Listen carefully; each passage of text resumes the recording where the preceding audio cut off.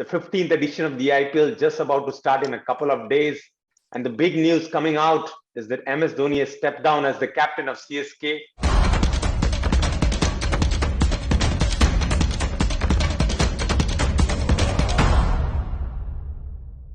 Hello, everyone. This is the Straight Bat with Gulf News and Mr. Cricket UAE. That's Anis Sarjan.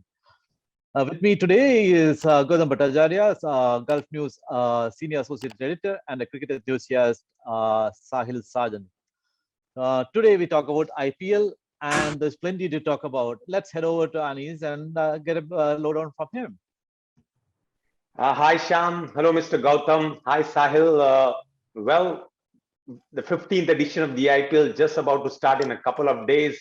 And the big news coming out is that MS Dhoni has stepped down as the captain of CSK.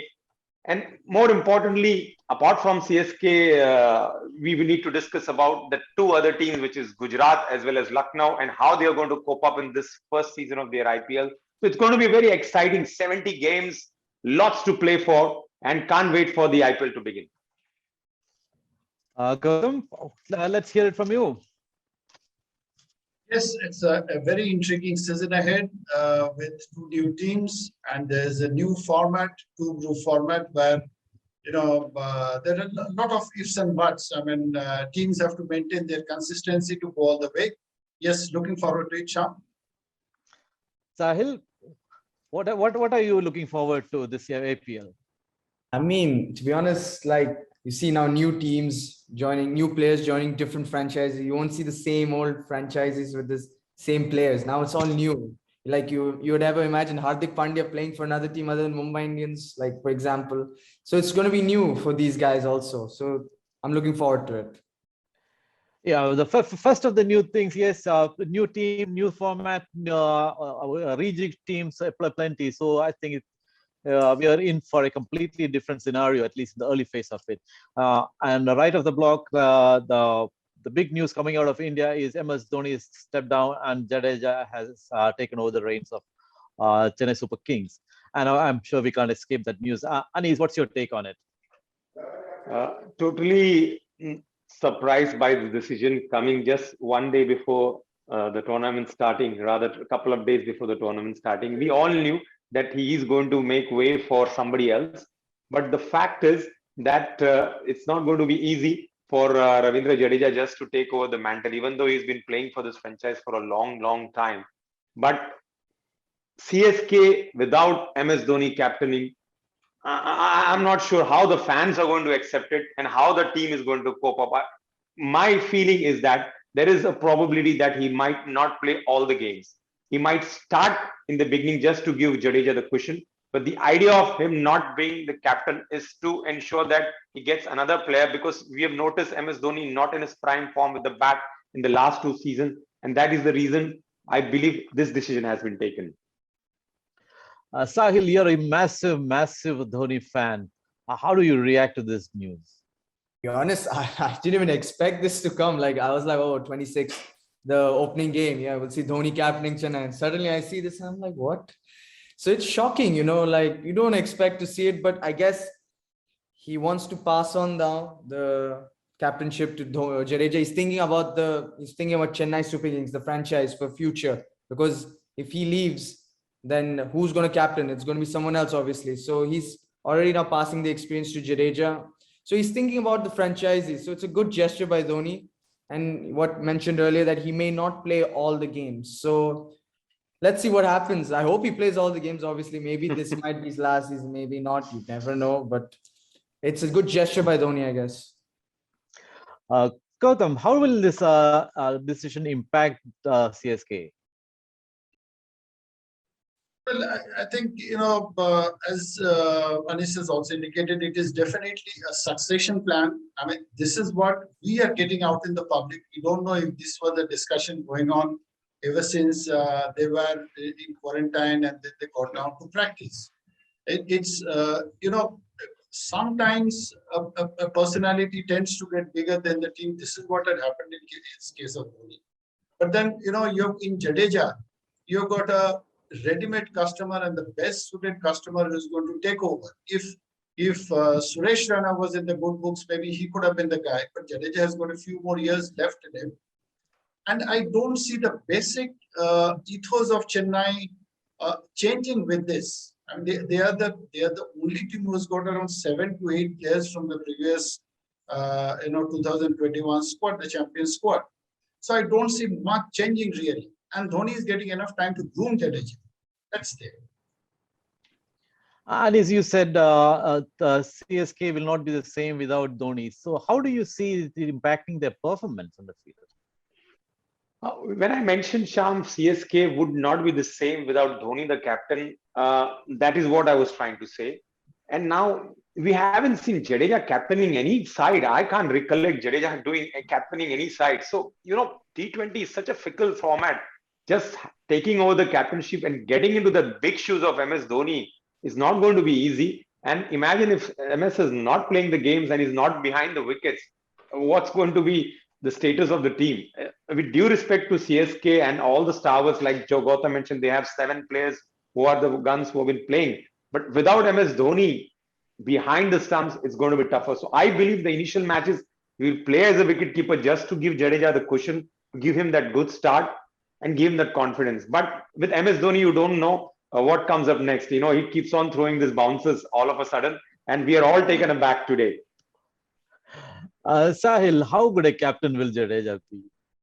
And he said that if he's now, he's not, doesn't remember Jadeja captaining. Neither do I. I don't think he even captained the straight side. So what do you expect of him as a captain? Honestly, I like the guy. He's a great player, one of the finest all-rounders. I don't know how will be a captain though. It's really confusing that he's the captain. I mean, again, why Dhoni chose him? Because he may play for CSK for another 7-8 years. Jadeja, you never know. That's why he's chosen Jadeja as a captain. There are many more experienced players in that team. The DJ Bravo also in that team, but he has to choose Jadeja obviously because Jadeja will be the future for CSK. So now is the now or never. So that's why he's chosen Jadeja. So we can't comment how is he going to be as a captain. So let's see how it goes. We see KL Rahul came for Punjab. He didn't not the best job. He was all right, but now it's new times for Jadeja. So let's see how it goes. Gautam, this is like Sahil said that okay, he might grow into that role, but as a player, he could never fault Jadeja. He lives the game every minute. He's there in the thick of action all the time. So for somebody like that who is such an influence, won't he be like a colleague figure in the team? Yes, Sham, very much. See, Chennai for one, given the the philosophy with which they run, they would have always gone for an Indian player as a captain. Number two, he is a certainty for all the games unless there is a fitness issue. And he will grow into the game. As I said that, if Suresh Rana had been around, I mean, he would have been an automatic choice. But here he can build the influence. And in a T20 setup, what happens? They'll form a nice leadership group with him, Dhoni in whatever number of matches that he's playing, Moeen Ali. Don't forget, Moeen had captained the England T20 team a number of times. So they'll form a leadership group. And I don't see their performance getting impacted really. Yes, Chennai will be Chennai, and like you said earlier, that it's a core of the team is still there. Perhaps the only team to retain such a bigger core of players from the previous season. I think Chennai it tops there. Now let's moving on. Okay, one of the biggest things impacts on this tournament is there will not be no home and away matches. Of course, we didn't have home and away matches last time around also. But how much will that be an influence this season, Anis? Big difference. Trust me, Sham. There is always an advantage for home teams, whether it is KKR, whether it is Chennai, whether it is RR. Anybody who plays at homes mainly dominates. It's like a fortress for them. Now, the advantage what Mumbai will gain out of it, because all the matches are happening in Mumbai, and obviously the other stadium, the Breakout and the DY Patil, they're all in the vicinity of Mumbai, so they know the conditions well. So that's a big advantage for Mumbai, barring the other teams. Because if you talk about CSK, they love the spin pitches, which they will not get in Mumbai, where there's lots and lots of dew coming. If you talk about KKR, they also like the slow wickets of and the turning tracks of Kolkata. So I'm not sure about the guys like Punjab, because Punjab, I believe last year also they did not play at their home ground. I'm not talking about last year, about the last two tournaments. Before that also, there was an issue in that ground. One of the grounds, I think there was an issue. But having said that, the biggest advantage Mumbai will have, because they know the conditions well. So there is an advantage for Mumbai, and there is not as so much advantage to the other teams. It's Mumbai surely will have a huge advantage of the knowledge of the conditions and grounds, and but Chennai seems to make a light of all these things. So how good will be Chennai's prospects this time, and Sahil? I mean, see, now they're all like, be it Chennai or be it any other franchise, they have to adapt no matter what now. So I don't think, I mean, yes, you can say fans, wickets, it's going to be different. But in the end, like mostly for the Indians, they should adapt to it. They should adapt to it. They're from India, so they got to play in every pitch. So I don't think it should be a huge issue. And eventually, there are how many? 3 grounds, or how many grounds, guys? Three, four. Three. Grounds? Three Three in grounds. Mumbai and one in Pune. Yeah. So No, total three, Sham. One at Wankhede, one at Brabon, and one is the DY Patil, which is Navi Mumbai. And 15 other matches in Pune, MCA Stadium. Actually, there is the fourth stadium also. Yes, so that's that in means Pune. I'm not 15. 15 matches will be held there in the league phase. Okay. So I don't think it should be an issue at all. They have to adapt. They're all professionals, and I don't think it will be an issue. Yes, they are professionals. They are in most of the other internationals, and they have been playing in all leagues around the world. Yes, I pretty much agree with you there. But Gautam, the bigger over to you. There's a bigger problem for Chennai. Their strike bowler, who has done a lot of good work for them over the last couple of seasons, is Deepak Chahar, and his injury is a body blow for them. So how do you think they will deal with that? Yes, that's a major problem, Sham, for them, because I remember that, if I recall correctly, last year, Chennai were playing their matches in the first leg of IPL in Bombay, and Chahar was really making the difference, because, at Wankhede and as well as in Brabon, I mean, that's the perception that I have. There is a fair amount of, bounce and carry early on in the season on the wickets.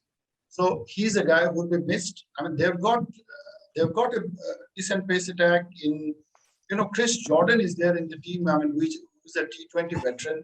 You've got Adam Milne. It depends on how many, the combination of foreigners. Because let me stop you there. You're right. They have Chris Jordan. What happens is, if Chris Jordan comes in for Deepak Chahar, what happens is their 4-player overseas balance will be upset. Yes, because you can't drop. You can't drop Moeen Ali. Yeah. Then you've got if their opening combination is Conway and Devon Conway. Conway and Ruturaj, then two guys are going there. So there is a bit of different, and then there is Adam Milne, but you can only play 4. So and there is no Indian seamer who can really measure up to Deepak Chahar in that squad. So to that, it's definitely going to impact their chances, because he's now out for the season. That is very unlike CSK. But just moving on from CSK to Mumbai. Anis, I know you've been a huge Mumbai fan. You're from Mumbai, so I'm sure you will be fancying Mumbai chances. And Mumbai has an advantage which none of the other teams have. All the 4 matches are played in Maharashtra, 3 of them in Mumbai grounds. So will they be able to change things around, or especially after missing the cut last year? Well, Sham, one thing which I remember we all discussed when the auction happened, and we said that the squad were a lot of surprises when they picked the other players, like they picked Jofra Archer, who's not even available, and spent such a huge amount. Now, apart from Rohit Sharma, Jasprit Bumrah, Pollard, and Surya Kumar Yadav, we can look forward to this new guy called Tim David, Singapore born, who seemed to be doing well in PSL. But IPL is a different cup. It's not that easy that whenever we talk about players who have done well in, whether it is a Big Bash or the PSL or any other CPL, they have not done well when they've come to IPL. So if this boy can perform and take up that role of Ishan Kishan, even though he's not a wicketkeeper, but he can take that, score that big runs, it will help Rohit Sharma and his team. When it comes to their bowling, to be very honest, again, they will be depending heavily on Taimul Mills as a broad fast bowler. I'm not sure about how much Rael Merdit will contribute. But in the Indian fast bowlers, they have Jadeja, Unadkat, and in the spinners, again, to be very honest, when I look at the squad, I can't remember any spinner. Maybe Gautam can give me some insight about their spinners apart from Fabian Allen, whom I don't regard as a spinner. He's more of a Yeah. part-time bowler. Yes, Yeah. true. What has actually And happened is, Gautam, I will pass that question to you about the spinners. But what Anis says is a very, very valid point because they are thin on spin here. What I can see from the list is Murugan Ashwin as a leg spinner is there. Like Fabian Allen likes to basically bowl darts, really. And in fact, there is no. I think maybe Donald Bravis can bowl a bit of leg spin. And that's about it. And there's They have that no Mayank big. Markande. I don't know. He had played for them one season. Yes, he is also a spinner. So the whole point is that they don't have quality spin. So especially in Indian pitches, without a decent spin attack, you could be shortchanged. So how will it affect the Mumbai Indians prospects this season? paper is definitely going to affect because this Markande, if I recall correctly, is again a young leg spinner. So, and you need, I mean, if one is a young leg spinner, one has to be somewhat like Bishnoi to be able to make an impact. So that kind of a customer is definitely lacking in the Mumbai among the spin bowlers.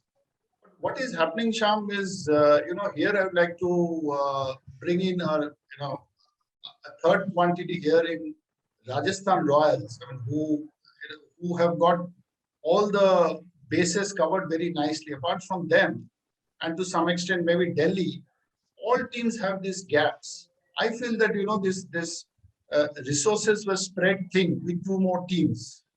So that's the intriguing part. I mean, we'll have to see how Mumbai is performing in the first couple of matches, and then with this home crowd, they can make things happen if they hit the right rhythm. Because on reputation, yes, there is a problem. You're right. Sahil, just coming to you. Okay, let's leave the spin part aside. Even otherwise, if you look at, they have lost Trent Bolt and replaced with Taimul Mills. Taimul Mills is more of a death over bowler, really. And then you have Riley Meredith. So basically, their pace attack also, barring Jasprit Bumrah, is not so great. So, how will that impact Mumbai's prospects this season? Oh, I mean, it's going to impact for sure. I mean, you guys are talking like, like they don't have that world-class bowling unit like last season, like, Bumrah, Bolt. I mean, Archer was bought, but he's not available this season. True. And if you see, yes, those big names are in there. And Mumbai, when we saw in the auction recently, they were very casual. They were chilled out, So that's how they were this season. And I mean, we forgot one player to mention, Daniel Sams, who I'm personally a big fan of, the Australian all-rounder who's good with the ball and also very dangerous with the bat towards the end. So, I mean, they don't have that world-class squad, if you say, I mean, the top four who they retained, other than them, Ishan Kishan is there. Tim David is a guy who I'm hoping will get to start for Mumbai Indians after the money they've spent. But yes, if you guys are saying yes, that world-class squad in that bowling lineup, you don't see it, obviously. Absolutely right, because the batting is very strong, but they don't have bowling to match. And in a long-drawn tournament, we spread over 58 days, that's a bit. Let's go to other teams. About the new teams, Anis, how do they look like? If you look at the players, Lucknow seems to be better off than Gujarat Titans. What do you expect from both the teams this season? Like, what we are talking about this new teams, whether it is Lucknow or the Gujarat, the only advantage they will have coming into this tournament is that all other teams have to make a new team. So whenever you make a new team, it takes time for you to regroup as a team and be a force to reckon with. So let's take an example of Lucknow. When you look at the core team, they have a solid batting lineup like KL Rahul, Marcus Stoinis, then they have Krunal Pandya as an all-rounder, Quinton de Kock, Deepak Huda, Manish Pandey. These are the guys who I feel will straight walk into the squad. Then in the leggy, they have Ravi Bishnoi. Then Dushmant Chamira probably might be their foreign bowler, who I believe should be fit. Krishnappa Gautam, I'm not sure whether the 10 crore player, ex 10 crore player will be playing. The 10 crore Then, catch. yes. And we, again, their batting looks good.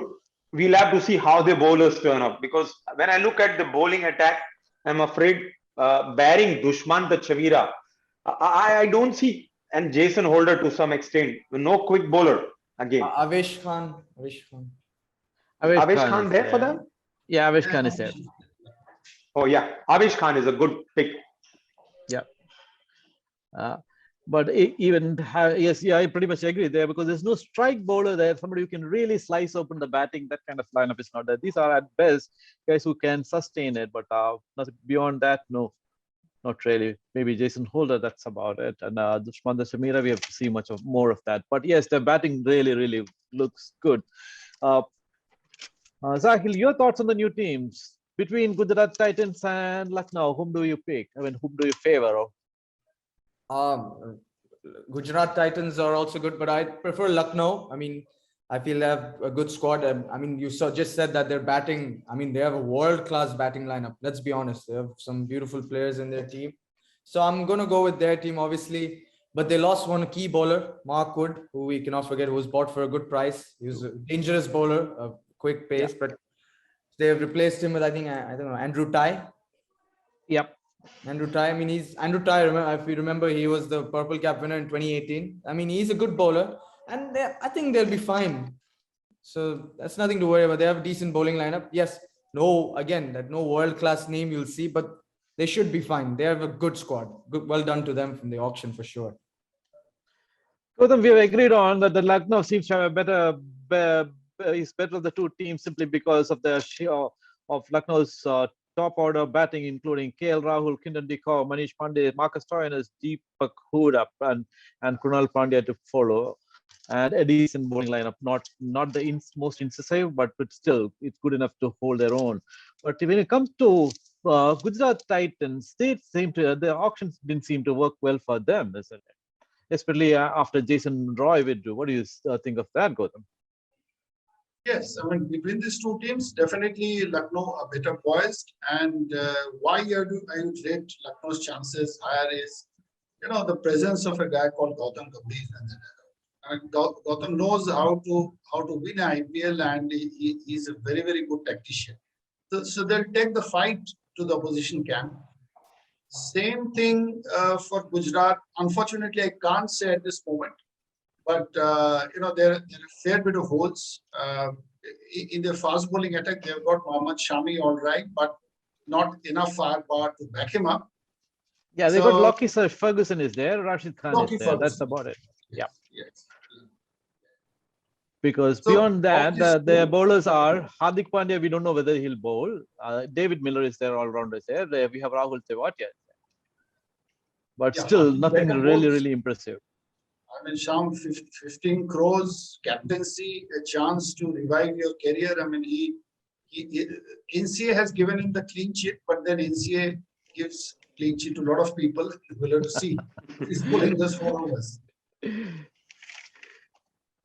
All right, okay. That's about the new players. Anis Bhai, do you see any new breakout players coming up from this? We can see a lot of youngsters in the squads, some of them from the India under-19 squads, and some other youngsters who haven't got chances with the other team are now actually getting a chance to be in the 11. So, do you see any breakout player coming from this year's edition? One player who is not young, but I am backing him this time is Sarfaraz Khan.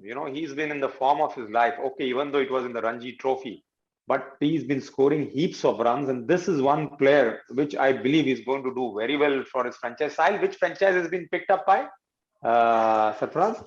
I'm a little because he was before Delhi with Capitals. RCB. Delhi Capitals. Delhi Capitals.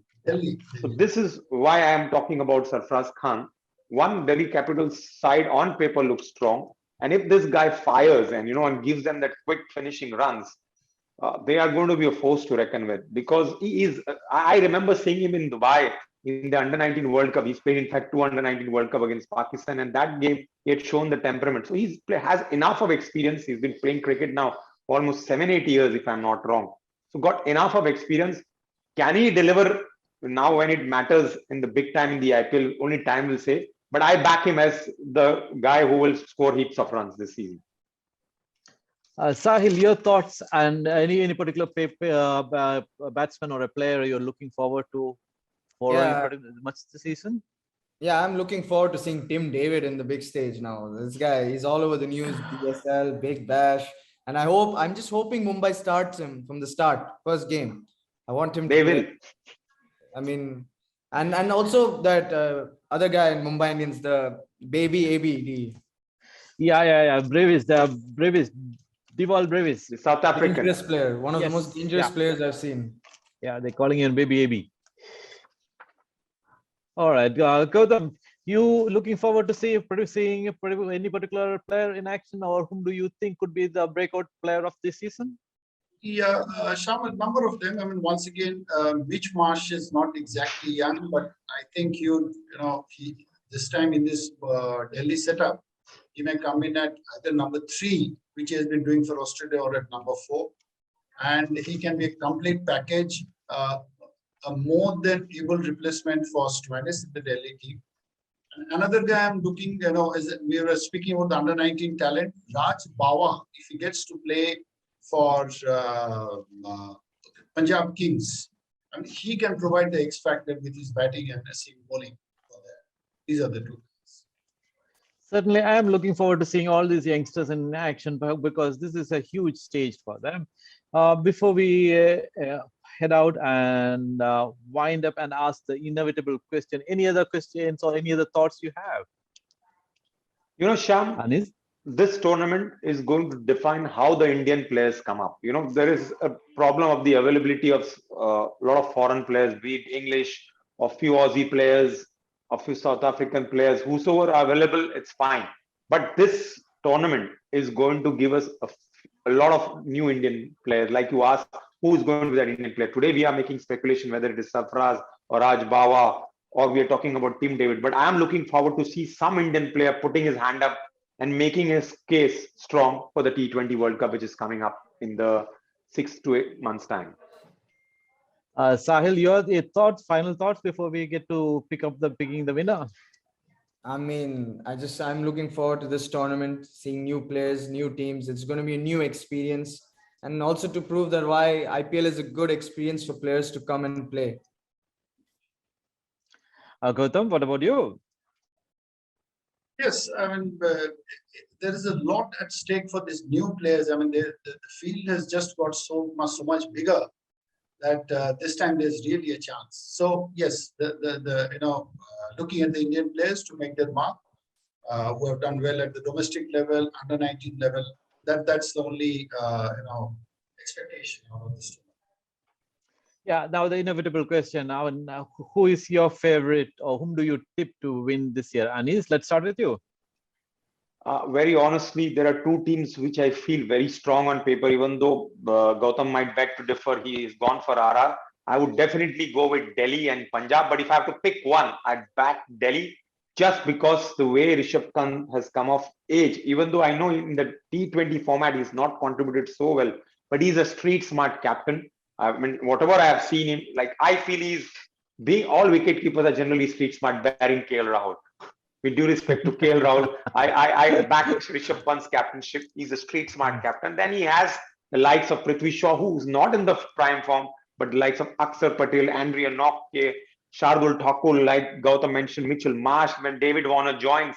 They are a team, Mustafizur Rahman, and then you have Kuldeep Yadav, you have Khalil Ahmed, Romwan Powell. I mean, this all guys straight walk into the team. I don't see any holes to be plugged in their team, to be very honest. All their players are available and not injured. They are a team to be beaten. Sahil, what's your pick? Because the new team, and no team is perfect, and every team has their advantages and a lot of disadvantages. No team is perfect. No sure shot winners. So, what is your pick? I mean, I'm going to go with Punjab Kings. I mean, I like this squad, and I don't know. I want to back He someone. likes who the hasn't CEO. won. And they have not even won once. I want them to win once at least. Even Delhi is not one, Sahil. Come No, on, give me a break. I don't like Delhi Capitals generally. He doesn't like it. Gautam, is it going to be KKR again? No, Shyam, I mean, I'm finding it difficult to write off Mumbai completely. So I will keep Mumbai. I mean, despite the holes in the team, because we have often seen that big names don't really win tournaments, but how you're gelling as a team does. I mean, unless there is something completely unavoidable like a Bumrah breaking down or something, I would like to keep Mumbai in the reckoning. And if we want, if you want a new champion next to them, certainly Delhi, because they know how is it to get close, how is it to play a final. I mean, where did they go wrong in the final against Mumbai in the UAE? So that my next choice would be Delhi. But you said RR for a reason. No. I said that RR has done their auction very well. I mean, they Okay, look a they played the auction. really competent side. I mean, if they do well, very good. I mean, in Warney's memory. You don't back them going to the distance. No, not really. Not really at this point. I mean, if they make it to the playoffs, it will be brilliant. Sham, your call. Yeah, my call. I had backed. I actually picked Chennai Super Kings to win simply Oh. because. But that was done before Chahar. Dhoni decided to step down. Yeah, Chahar was that time. Chahar was not injured. Dhoni was still the captain. Now Jadeja is captain. A whole lot of things have changed. But I still will back the CSK because, like Gautam said earlier, they still retain the core of the players. For to me, more than that, the ethos of the team is very important. That the DNA of the team is very, very impressive. They don't make any sudden changes. They don't chop and change players, and there is a huge. The team is built over a period of time.